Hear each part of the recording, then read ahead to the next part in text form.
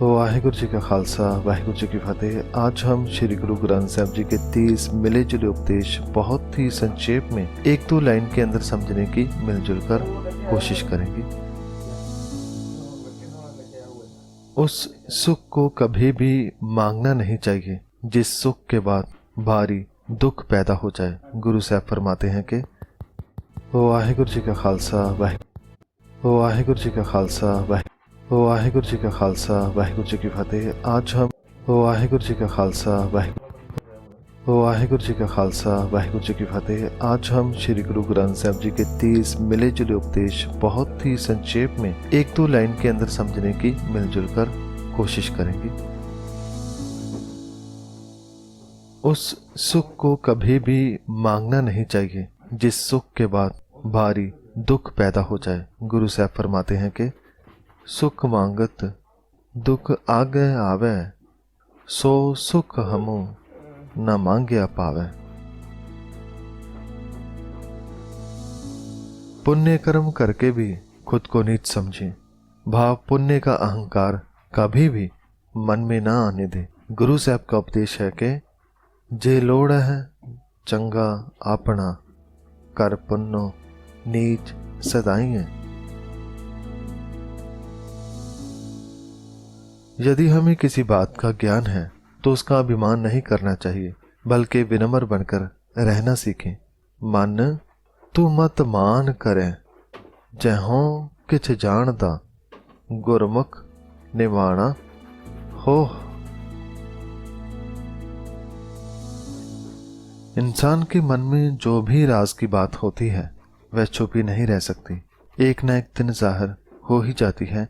इसके बारे में गुरु साहब फरमाते हैं कि अंदर होए स निकले, न छपे छपाया।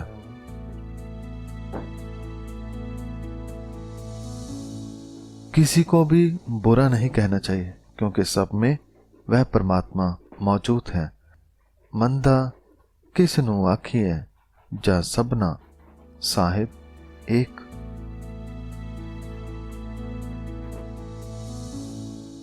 जिनके मन में झूठ हो उन्हें सच कभी भी पसंद नहीं आता, और यदि कोई उन्हें सच सुना दे तो वह सुनकर अंदर से जल जाते हैं। जैसे कि गुरु साहब फरमाते हैं कि जिना अंदर कूड़ वरतै, सच ना पावई, जे को बोले सच कूड़ा जल जावई।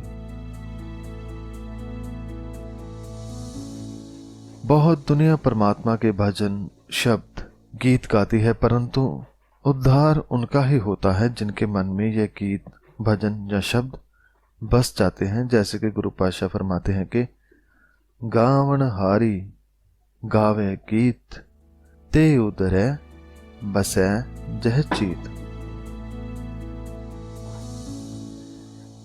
मनुष्य अपने ही अहंकार में फंसकर दुखी होता रहता है, लेकिन ज्ञानहीन होने के कारण वह दुख का दोष दूसरों को देता है। बांधेउ आपन हों हों बंदा, दोष देत अगाह को अंधा। जब मन में गुरु के ज्ञान का दीप जलाया जाए तो अज्ञानता का अंधेरा दूर हो जाता है। गुरु साहब उपदेश करते हैं कि अज्ञान अंधेरा मिट गया, गुरु ज्ञान दिपायो। परमात्मा तो हमारे अंदर ही है, लेकिन मन पर अहंकार का पर्दा जो हमने कर रखा है उस कारण वह हमें दिखाई नहीं देता, जिसके बारे में गुरु साहब फरमाते हैं अंतर अलख न जाई लखिया, विच पड़दा हौमै पाई। मैं उस प्रभु का गुणगान करता हूं जो हर एक में है, हर वर्ण जाति वेश देश आदि सब में एक समान उनके मन के भीतर बसा है। इसके बारे में गुरु साहब फरमाते हैं कि सगल रूप वर्ण मन माहि, कौ नानक एक को साला।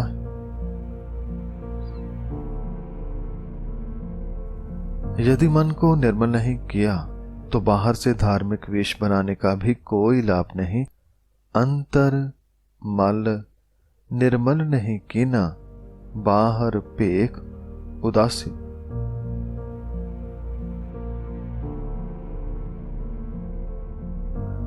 जैसे पानी में स्नान करने से तन साफ होता है, ऐसे सतगुरु के ज्ञान में स्नान करने से मन के पाप साफ होते हैं।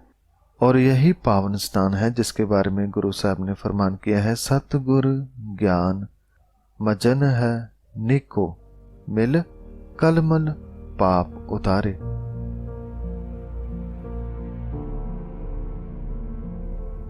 ऐसा धन इकट्ठा करो जिसे कोई चुरा न सके, कोई जला न सके, कोई उड़ा न सके, और वह है परमात्मा के नाम का धन, प्रभु गुणों का धन। गुरु साहब उपदेश करते हैं, अगन ना दह पवड़ नह मगन, तस्कर नेर न आवे, राम नाम तन कर संचुनी, सो तन कत ही ना जावे।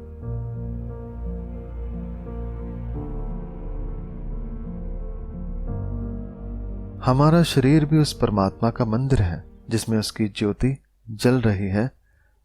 काया महल मंदिर कर हर का, तिसमें राखी जोत अपार।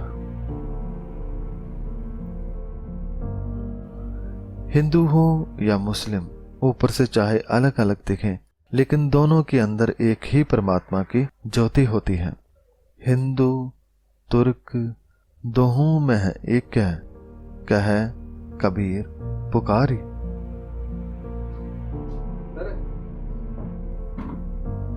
उसे ही शुभ अशुभ जैसे शगुन प्रभावित करते हैं। जिसने कभी प्रभु को याद नहीं किया, सगुन अपसगुन जिसको लगा है, जिस चीत ना आवे।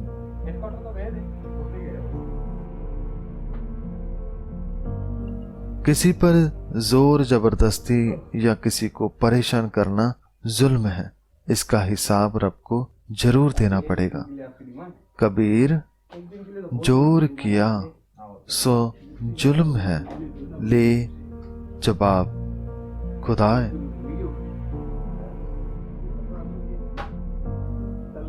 जिन्होंने हमें पाल पोस कर बड़ा किया, उस माँ बाप से लड़ना झगड़ना सबसे बड़ा पाप है। गुरु साहब फरमाते हैं, काहे पूत झगरत हों संग बाप, जिनके जने बडेरे तुम हो, तिन स्यों झगरत पाप रहो।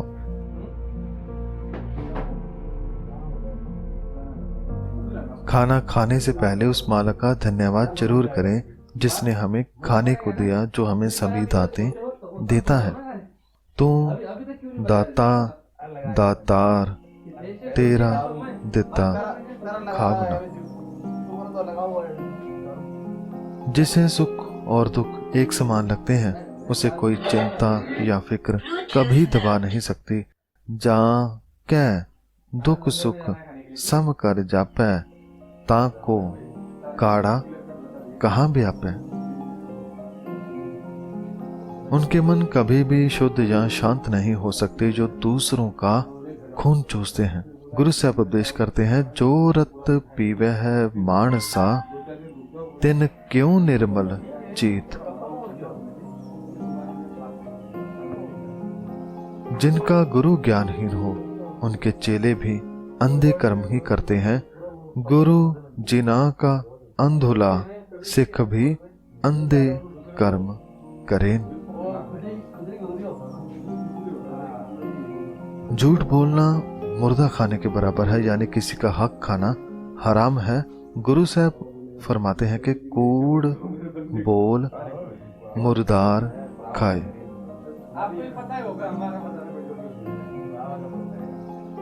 जाति का अभिमान नहीं करना चाहिए, क्योंकि हम सभी एक ही रब के पैदा किए हुए हैं। सबकी एक ही जाति है।